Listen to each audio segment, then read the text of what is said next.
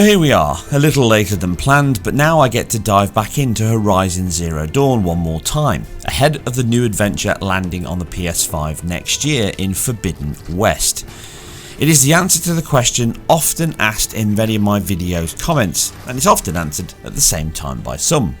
How much better would Sony first party games look, run and play on the PC platform? Released from their shackles and enhanced with unbridled power, just how far can the envelope fold? Now here with this new PC port supported by Gorilla, we get to see more of that very same Decima engine, volumetric cloud system, GPU procedural terrain creation and much more. With Team Red and Green ready to ride and all the latest patches all applied, with the power dial turned up, can we finally answer that question if this is truly a new dawn? Bring me that Horizon.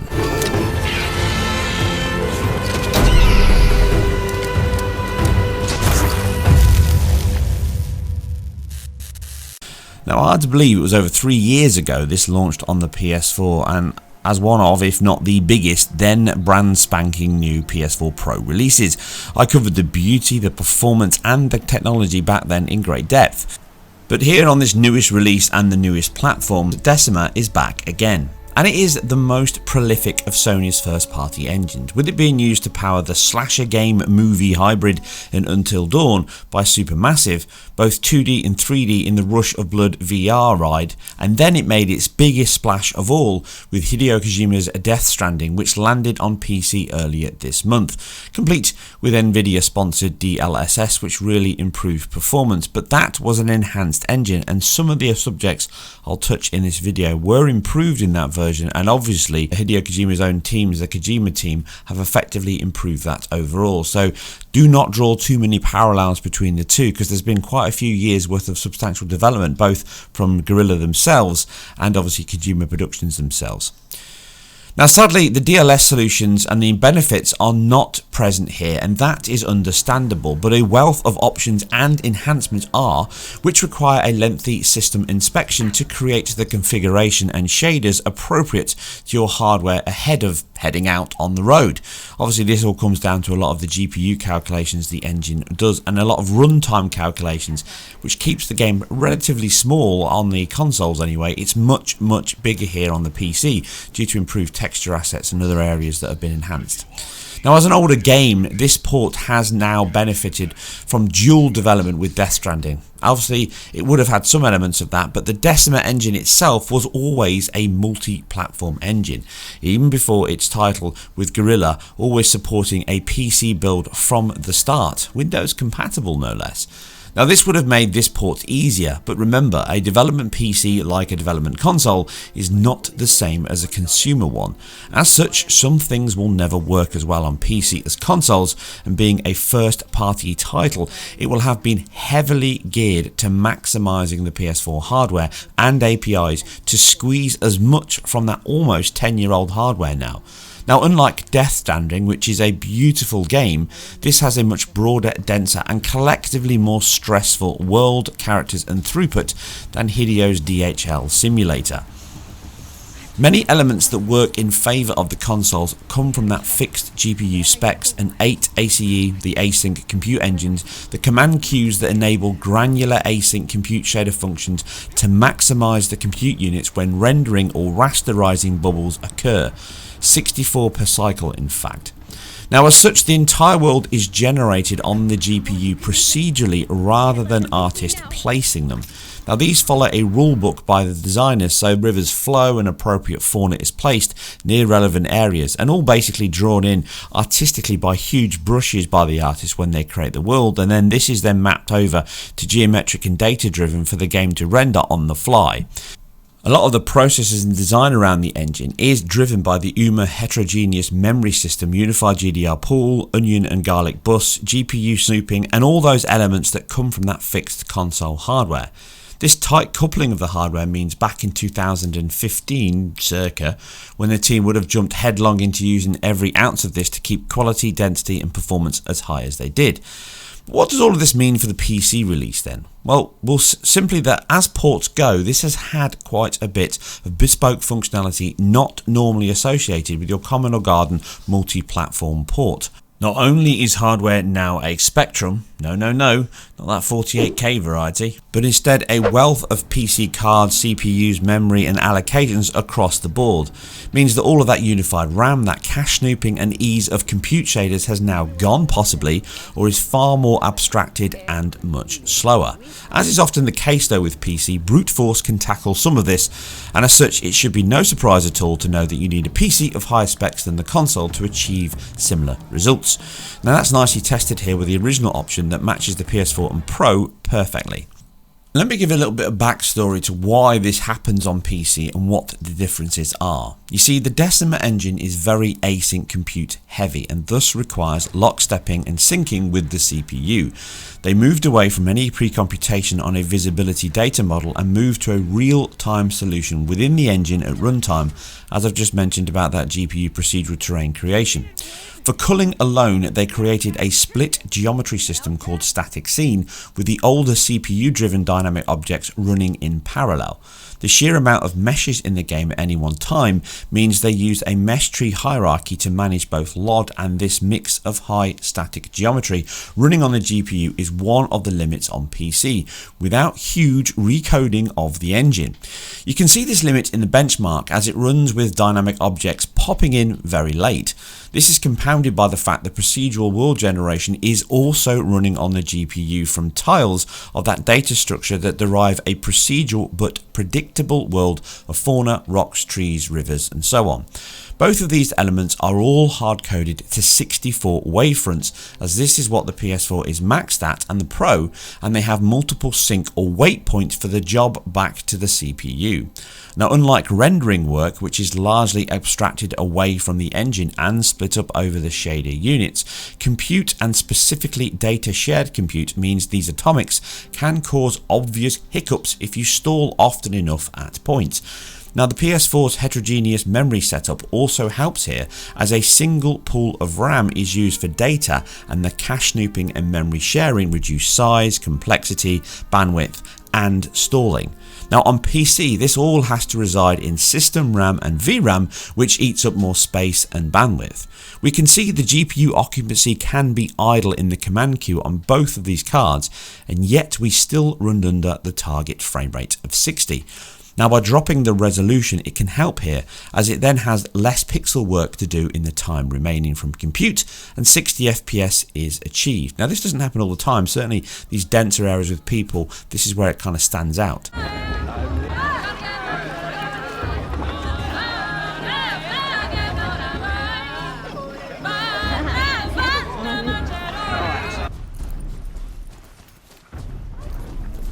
Signal is coming from that tall next head. The biggest boost you can make overall on performance to your PC though is to unlock VSync to stop any further rendering and engine sync points, which does help performance. Or if you've got a good enough screen at 120 FPS, then run it at that, which means you get around that 60 levels of performance or maybe slightly higher, but you don't see that tearing that turning VSync off brings.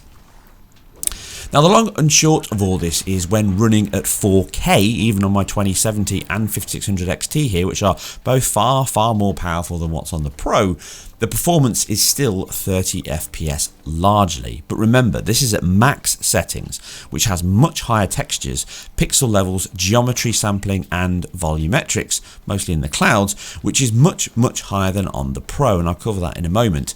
Dropping to the identical original settings maps this as PS4, which is largely medium, which is the most optimal setting, and this makes 1440 or 1620p at 60 a real option on both. With a VRR screen at 4K 60-ish is also a great choice and boost over the console levels. Now, the Pro checkerboarding is a great solution and it looks sharp on a 4K screen, but native 4K here is better and cleaner, as you would expect, and it also adds a huge increase on the GPU. As such, I'm sure that you may think it could be better, but I disagree. Considering the target platform, the bespoke nature of the engine, the fact you need far more powerful PC hardware to meet and then exceed the PS4 and Pro is not a surprise to me at all, as this is what console-focused development brings to the table. If you are affected by it, then run it at 120 FPS VSync or VSync off, and you get 120 at times on a 5600 XT at 1080p console settings. You can hardly call that a bad level of performance now, can you? And that really is what the engine and Decima is about. But how much better is the PC version over that console setting? Well, obviously, as I've just covered, the resolution is an increase. 4K checkerboard or not, the PC's native 4K does improve detail, both in the distance and the near distance. You can see textures better, filtering is better, objects are finer, and the hair and character detail and shadow maps are also improved. You can see finer detail on the screen, both close up and further away. In addition to this, you have a much improved LOD system. You can see objects off into the distance, and a good example here as I'm comparing the two versions at maximum, you can see as we jump through the different levels on PC, medium matches up perfectly, and some areas it's not a huge increase, and other areas it looks much better.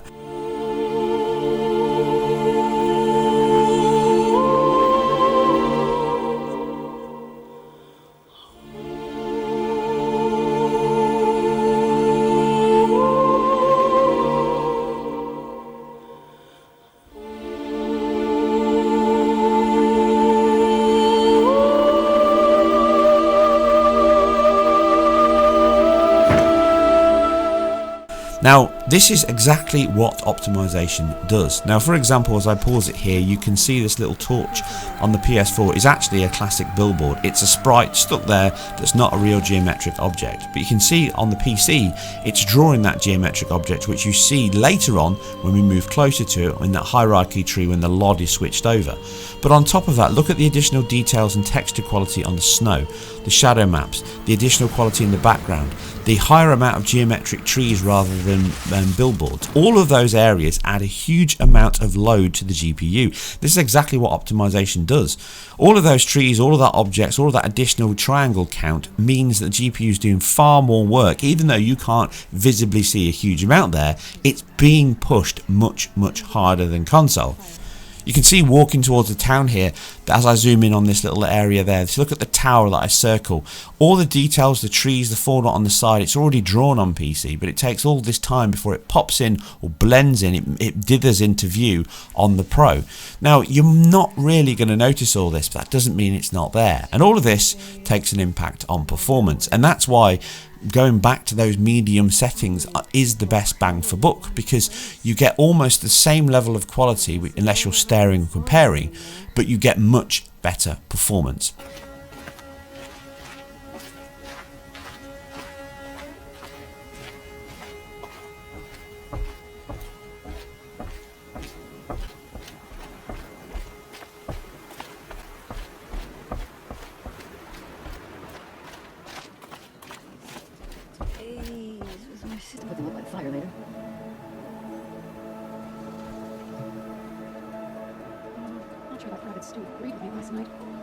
Unsurprisingly, the biggest performance hog here is those GPU generated clouds.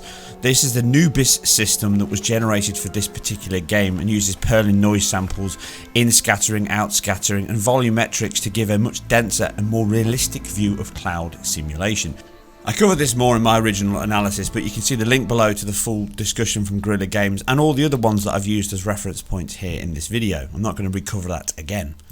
The process of working out that noise sample is basically a ray march into the screen, the depth buffer. They low sample these, and then when they hit the cloud they sample that and then ray march it back to where the sun is, and then work out which level of light scattering and absorption is going on with the shadows. And then obviously in the higher settings on PC they ramp this up by simply increasing the resolution, the ray march points of where they go through to the cloud and then back to the light source.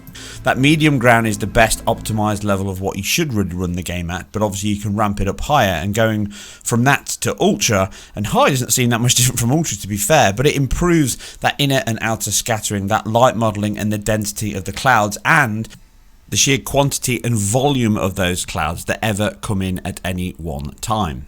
And that has an impact on performance, quite a drastic impact on performance, as you can see here. And even if you're comparing the two, you definitely can see the difference, but to me in gameplay it's simply not worth the performance level. Medium and high doesn't have a huge amount of difference, even though it looks slightly better on high. So anywhere on a decent card like this or higher, then high or medium is my preferred choice, as it simply offers the best bang for buck, and that's entirely what consoles are designed around, so that's no surprise.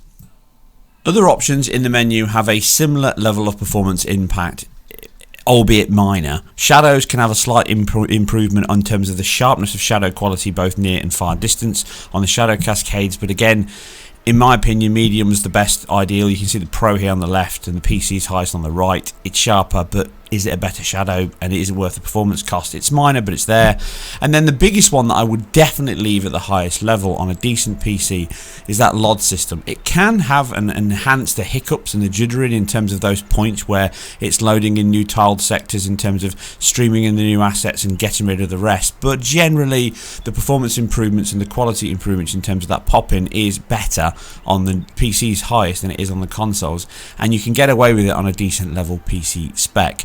The only thing I will talk about in terms of the comparison between the Pro is the fact that, again, the way that the LOD fades in, the management of LOD can be good and bad in certain areas, but there's certain points where it's definitely much clearer. You get better placement, more objects placed, and obviously less imposters I've covered before. But then you can get other areas where the adaptive tessellation on the ground, the height maps as they scale in, they're more obvious on the PC, they raise up more, and you can see darker, clearly defined sector points, triangle points, where sectors are being drawn in later and then raised up. You see it on the bushes here on the side of the road as I'm walking down, which you don't see as obvious on the Pro. It's minor, it's not everywhere, but it can happen. But again, these are the changes in terms of writing it from one dedicated system and then running it on another. It's still very close, and like I say, by and large, it's a much better improvement because you can reduce the amount of imposters and LOD pop-in even if you don't remove it entirely. And other benefits are welcome. Screen space reflections can be improved, and obviously you've now got far more interaction with foliage than you did in the previous console versions.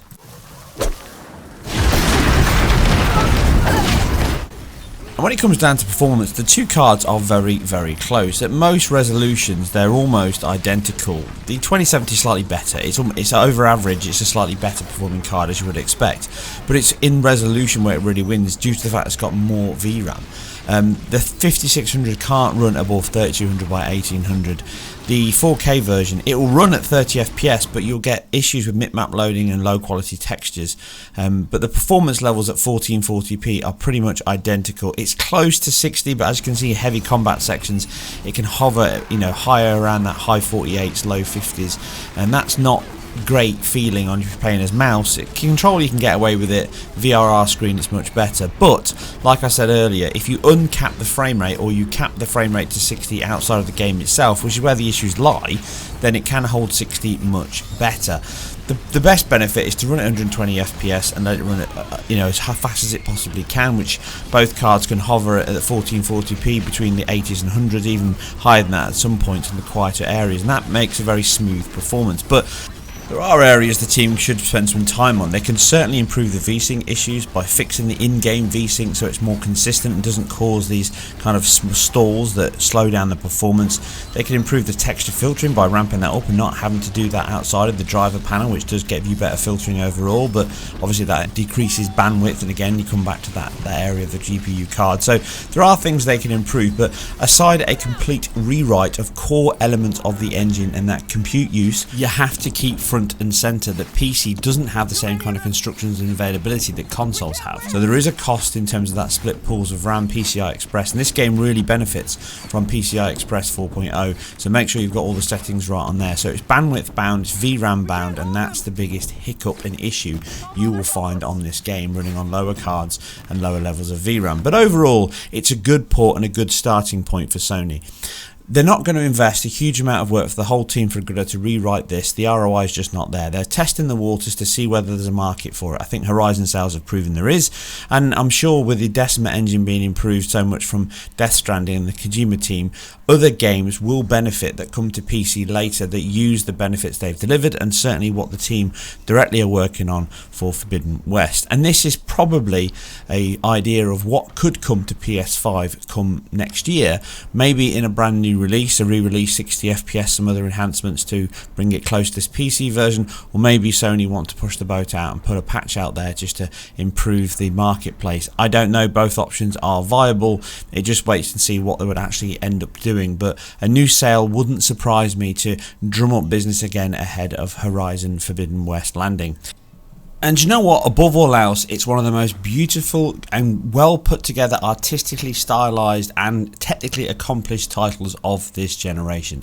And on PC, it's just the best it's ever looked. It still has all of the elements, the beautiful lighting, the artistic placement of geometry, the beautiful views off to the distance, the weather system pools water and then dries up in the sun. Every part of the game is as beautiful as it ever was on consoles, but just in a better resolution with better features.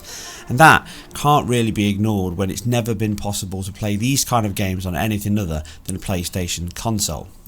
But that question at the start of the video is, what can PC do with Sony exclusives? And I think it's proven it. It can enhance it, it can refine it, it can refine certain elements and run it at faster frame rates, but you need better hardware than you do on consoles, and if you really want to get the best out of it, then you have to change drastic parts. This is the core benefit of consoles, a small closed box that allows you to achieve much more with less hardware. That's always been true, and Horizon Zero Dawn still shows that is true. That's not to say this is a bad port, but it does have some areas it could improve, but you have to have realistic expectations about how much you can rewrite a game when you don't really know what the market is going for. But I think this proves there is one on PC. Anyway, as always, if you enjoyed this or anything else that I've put together, please like, subscribe and all that jazz, and I'll see you on the next one.